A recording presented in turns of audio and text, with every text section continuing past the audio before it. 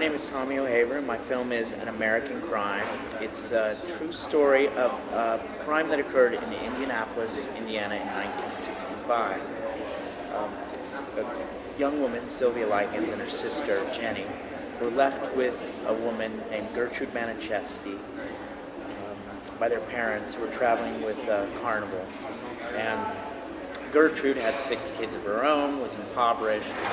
Many other factors led her to start taking out some of her aggressions on Sylvia, and it sort of culminated in her throwing the girl in the basement and leading essentially a mob against her. Well, that's one thing we tried to do with this film, is to explain how this could happen. We essentially took the court transcripts from the original case and extrapolated motives from that. We created an interpretation of events based on those court transcripts. So what we created was a character in Gertrude who's a human being that's at the end of her rope. She's impoverished. She's got 6 kids she's trying to raise on her own. She's taking a lot of medication, cough medicine, which has barbiturates in it. There might be some mental illness involved. And she's also in an abusive relationship. She's sort of been a victim of abuse herself in the past.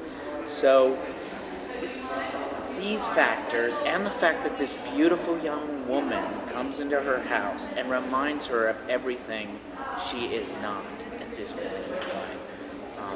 It sort of leads to this time bomb that happens under this roof. Again, we call it an interpretation. It's essentially a fictionalized version of events. I mean, every bit of abuse or torment, or most of it is true. I mean, it comes from the court transcript, but it's sort of like trying to fit and figure out, creating a fiction around that to essentially explain how that might have happened. You come away from the transcripts with more questions than answers. And in fact, when you see this film, you might come away with more questions than answers, because I think it's very much about those questions. It's very much about the why of it all. And I hope when people come away from it, they're still asking why and how could this happen. Catherine initially turned down the script. It was funny because I think an hour before I heard she had passed, I had sent off some flowers to congratulate her for her nomination on Capote, which had come the day before. She thought about it a couple days. I got this call saying, you know what, she's changed her mind. She wants to talk to you. I thought, really? When we sat on the beach, she told me she couldn't get the script out of her head. But she said, I'm scared to death to do this. And I told her, well, I'm scared to death to do it too. And that's probably why we should tell this story. Catherine coped in a different way. She liked to turn it off immediately. So she'd go in, become Gertrude for a little bit, and then when the camera stopped rolling, she'd take the kids and give them hugs and say, "This isn't me. That's not me. This is me. I'm Catherine, not Gertrude." I mean, they were smart enough to get that. The kids were surprisingly mature.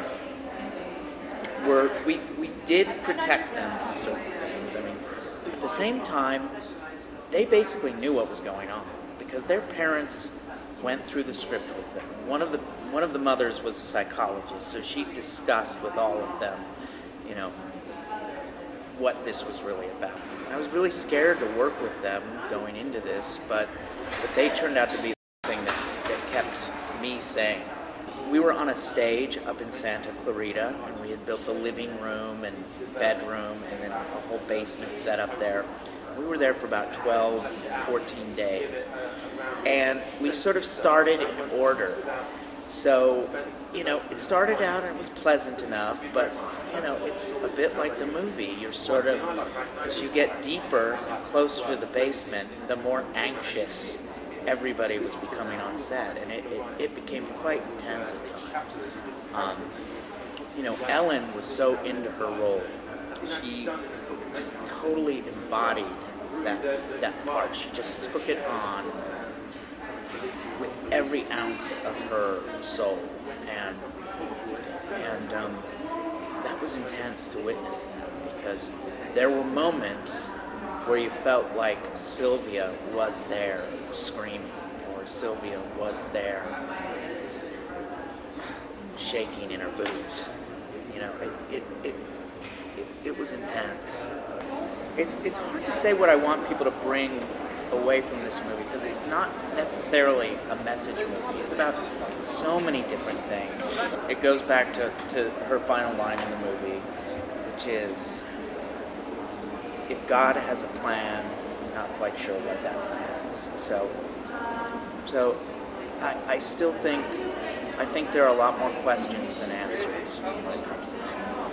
At the same time,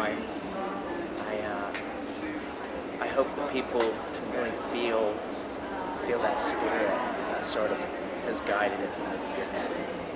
I sometimes think that Sylvia's ghost is there watching it with us. I hope she is.